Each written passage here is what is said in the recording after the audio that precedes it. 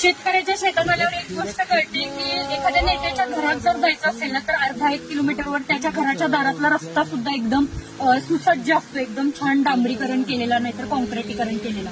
मात्र गेली कित्येक वर्ष शेतकऱ्याच्या शेतात जाणारा प्रत्येक रस्ता कच्चाच रस्ता आहे. त्याच्यावर कधी मुरुम टाकलं जात नाही, त्याच्यावर कधी डांबरीकरण केलं जात नाही आणि तरी शेतकरी कधी आंदोलन करत नाही की वावरात जायला रस्ता नाही. एखाद्या महामार्गावर छोटीशी जरी भगदाड पडली ना तर त्याच्या मोठमोठ्या चॅनेलवरती बातम्या लागतात.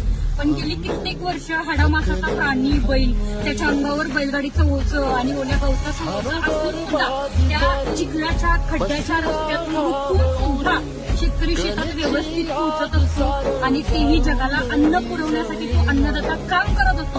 मात्र त्याची ही अडचण ना कधी कोणाला कळणार नाही. एखाद्या महामार्गावर जर भगदाड पडली ना लोकांना लगेच कळेल की महामार्गावर भगदाड पडलेली आहे, लाखोंचे व्ह्यूज पडतील युट्यूबवरती त्या न्यूजवरती. मात्र शेतातल्या वावरात जाणारा रस्ता कसा आहे हे बघण्यात मात्र इथल्या कृषी मंत्र्यांना सुद्धा इंटरेस्ट नाही.